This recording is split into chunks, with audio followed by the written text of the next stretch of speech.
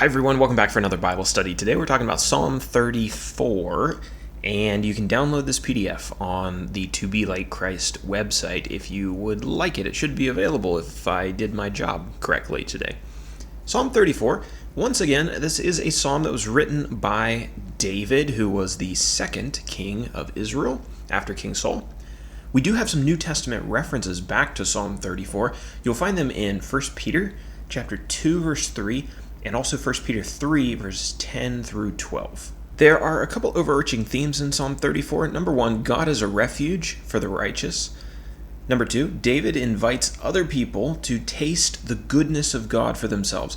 So he's been a follower of God. He's seen how good God is. He invites other people to come. And his words are, taste and see that the Lord is good. You may have heard that before.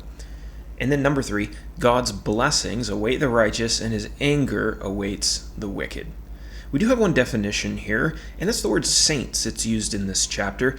Now, a lot of people, when they think of saints, they might think of like some special, extra holy class of God's people. But generally in the Bible, the term saints isn't used that way. It's just a term that refers to all believers, all of the people who honor God and are trying to keep his commandments. And that's the way that David uses it here. Now we move over to our outline and we see that we have two sections. The first one is verses 1 through 10. Taste and see that the Lord is good. So from this psalm's introductory note, which is in verse 1, it seems David wrote Psalm 34 after pretending to be a madman and fleeing from the king of Gath. Now that's an interesting story. If you want to know more about that, you can check out our study or go read 1 Samuel 21, verse 10 through chapter 22, verse 1. Now, David was on the run, but David still encouraged the men who were surrounding him to bless the Lord, no matter what their circumstances were. He wanted other people to magnify the Lord with him, and you may know the hymn that was written to some of the words of this psalm.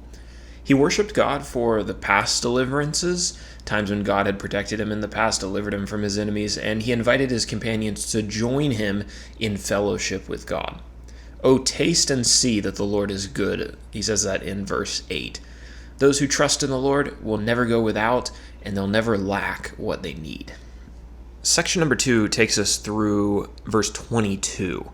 Defender of the righteous and the enemy of the wicked. So this is a pretty familiar theme in the Psalms, but one that I think we need to be reminded of quite often, which is probably why there's such a repetition of it in the Psalms. In this second section, David assumed the tone of a teacher who was instructing children how to live their lives. Not that he was actually talking to children, per se, but talking to these individuals, instructing them as a teacher might children. He has some wisdom to share with them.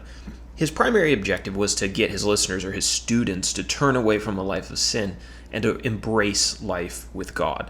He wrote, quote, "The eyes of the Lord are towards the righteous, and his ears towards their cry. The face of the Lord is against those who do evil, to cut off the memory of them from the earth," verses 15 and 16. He said that God is near to his saints when they're brokenhearted, and that he helps those who have a crushed spirit. David didn't deny that living a righteous life was hard. In fact, he was on the run at this very moment. Saul was trying to kill him. Saul was the king of Israel at the time, who didn't like David. David even states that the righteous have to endure many afflictions.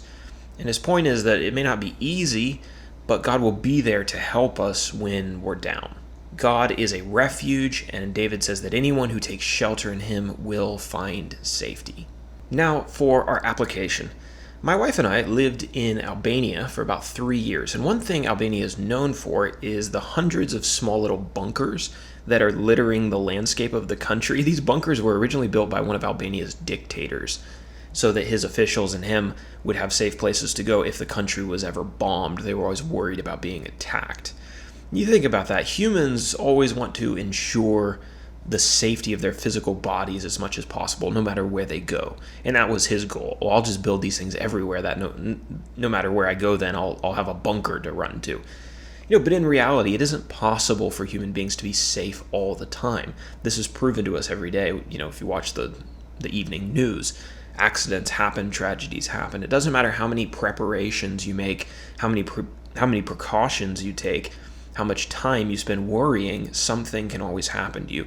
There's only one real place of universal safety in this world, and that is in relationship with God.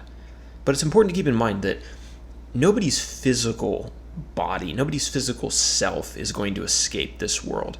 If you manage to stay safe long enough to avoid an untimely death, or avoid accidents or natural disasters or murderers, Father Time and old age are certainly going to catch up with you and find you one way or another.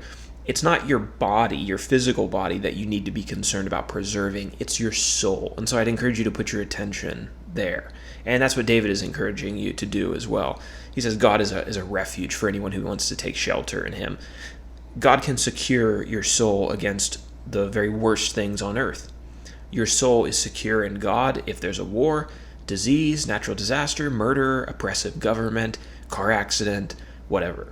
So don't spend your time on earth building bunkers to keep you safe. Spend your time growing your relationship with God, who will be the refuge and savior of your soul.